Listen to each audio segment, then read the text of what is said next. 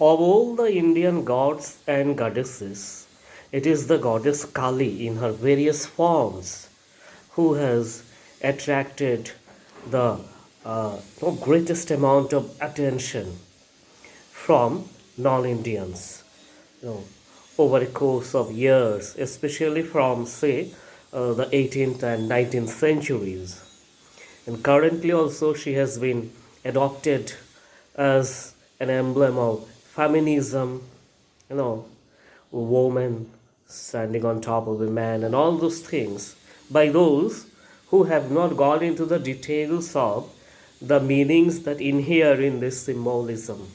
So, since our channel's purpose is basically philosophical, we would like to say a few things about the philosophy of Kali, as it were, which, you know, actually, in other words, is the philosophy of Shaktism. Shaktas, those who worship Shakti, are called Shaktas. This is one of the five communities of Hinduism, or let us say Puranic Hinduism, the others being Shaiva, Saura, that is worshipper of sun, Shaiva worshipper of Shiva, Vaishnava worshipper of Vishnu, Ganapata worshipper of Ganesh. Within Hindu philosophy, actually, it is said that they are not separate gods and goddesses, but different forms of the same supreme Panchadevata. So, and this assimilation was probably brought in by Adi Shankaracharya in the 8th century, before which some of these, used to be exclusive sects. And so there is a saying, there is a formula, if A equal to C and B equal to C, then A equal to B. So in each of these sects, worship their deity, chosen deity as the supreme one, it means they represent the same thing. Interestingly, while all the other four sects are named after the presiding deity, that is Ganapati, Vishnu, Shiv, Shaktism, in which the presiding deity is Kali or Durga or Lolita in some instances, is not named after deities. It is named after a principle. Worshipper of Shakti is Shakta. This is worshipper of power. So the expanded meaning is everyone is a worshipper of Shakti, knowingly or unknowingly. So everyone is a Shakta. Without power, we cannot move. The very fact that I am speaking is an act of power. So this is what Shaktas say, that a destitute person is called as Shaktihin, deserted by Shakti, not as Vishnuhin or Rudrahin. Devi Bhagavatam we have Vishnuhinang Rudrahinang Navadanti Jana Kilaha Shaktihinang Yatha Sarve Pravadanti Naradhavam. So we want Shakti, directly or indirectly, knowingly or unknowingly.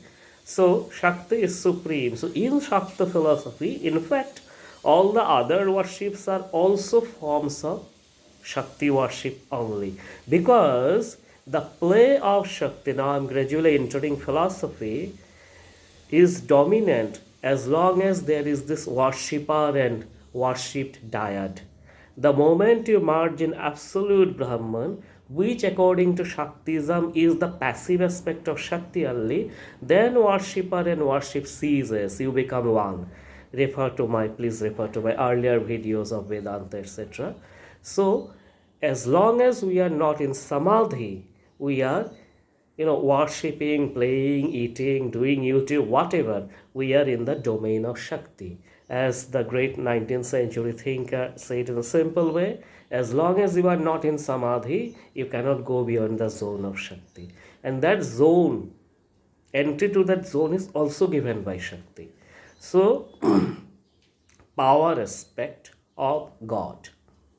In fact, if we look at it this way, almost all religions, so far as we know, are concerned, at least in their initial stages, with the power aspect of God or the universe, if we don't believe in God, or say the aspects of power.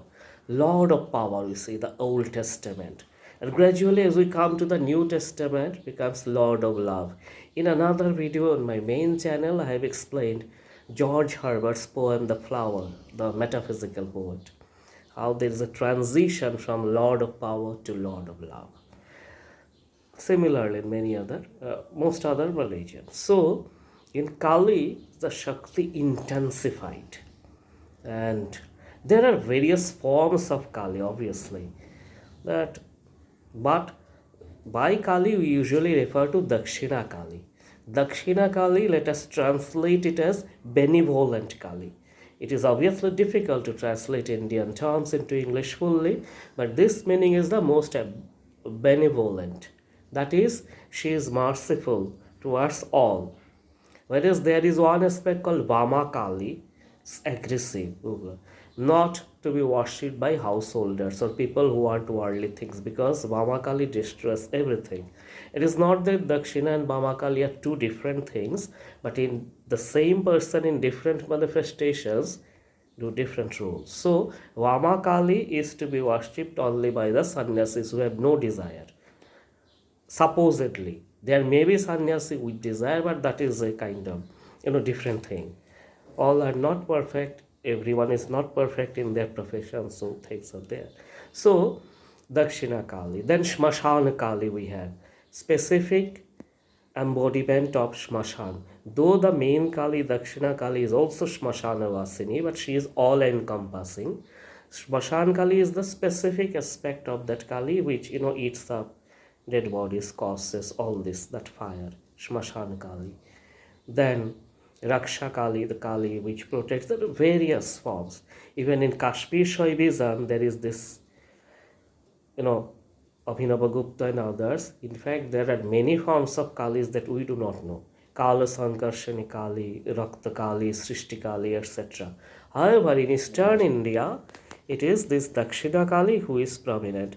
But in most of the pictures originating from North India, the picture that we get, it is basically of Chamunda, or a mix between Chamunda and Dakshina Kali. It is not of Dakshina Kali. The Kali, that pictures that you get in Kolkata, is a picture of Dakshina Kali.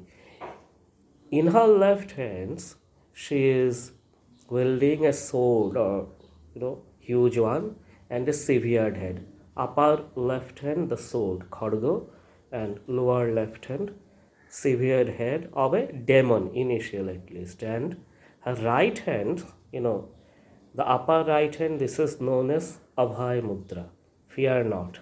Such a fearful deity, but saying fear not. And the lower right hand is Vara Mudra, Varabhai. That is, I'll give you whatever you want.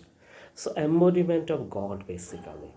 So, Kharga Mura Varabhai.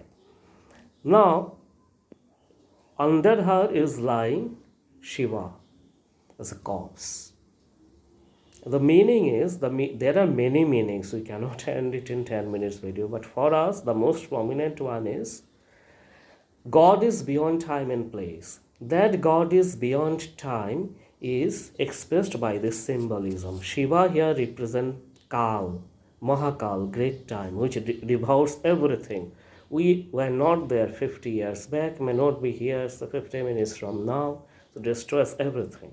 But as per Kal, Mahakal. But as per belief, God is beyond Mahakal, beyond time. So Kali is stampeding on Shiva, time, transcendent. And because, she has no clothes, that's the meaning, it's unlimited space. It is not that other deities are limited or under time and Kali is not, that is ignorance. However, in this murti or idol, these aspects have become very clear. Not so much, of course, in Vishnu and other symbols have become clearer. So, if we go deeper, we will see the similar things, even in symbolism of Vishnu, Shiva, Kali. But then in this murti, so Mahakal, and then on that Mahakali. God destroying time and space. Now, it is also said that this Varabhaya, her right hand, is basically for the grihis or householders, people like us, who want protection, who want dharma, artha, kama, moksha, etc. But the jnanis, people who seek knowledge, they don't want this, they want knowledge, they want samadhi.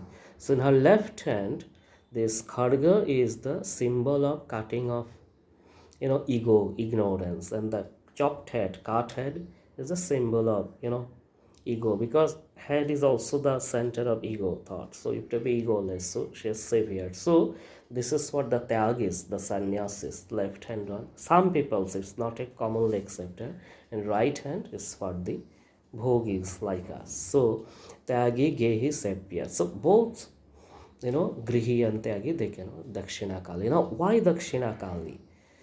It is said, say for example, in Kamakhya Tantra, Yogini Tantra, etc. Dakshina means, we give honorarium, say to priests and all, or anyone who does a job after the completion of the job. So Dakshina signifies completion. This is the Kali, signifies completion of everything, hence Dakshina. Again, some say that no, she is Anukula, as I said in the beginning, that is always benevolent, hence Dakshina. There is yet another interpretation which says south is the direction of Yam, Lord Yama, god of death. Ravi Suta, son of sun. Symbolism, sun kills us, no? Because by its evolution it has brought us, and by its evolution, it also moves in its own way, though not around that. It will kill us someday. So death is son of sun. So, and sun is Brahma, Hiranyagarbha is Shivan. So, deep symbolism. The south is the direction of Yam. But then, when these Yamadutas come to take one, if they hear the name of Kali, they out of fear, they run towards the south direction, Dakshin. She sends away the votaries of Yama for those who chant her name, hence Dakshina Kali. There is again another deeper meaning, which I will just insinuate and not elaborate. Dakshina means Dakshin part, apart Sanskrit, according to Sanskrit thing, means the right part man, and left woman. So according to a great tantric, Shiva Chandra Vidyana, Vamatu Dakshinang Jitva Mahamoksha Pradayini, that is why Dakshina. This I will not interpret, it is a bit complicated, so I hope you find it interesting. But so far as the philosophy part is concerned, philosophy of Kali, as I said, it is inseparable from general Shakta philosophy, is in certain ways opposed to or complementary to Vedanta philosophy, you can say. Just as Vedanta, especially Shankar Vedanta, says this world is unreal, Maya, etc. Shaktism says, no, this world is very real. This is the body of Mahamaya, Sharir. Greater similarities with Vaishnavas or Vishishta Dvaitavadi Shaivas, not so much Shankar Vedanta. So, this world is real, karma is real, no? You need not leave samsara, and then with the worship of the goddess, that is Shakta mode, both yoga and bhoga possible simultaneously. This is the Shakta view, philosophy of Kali. More later.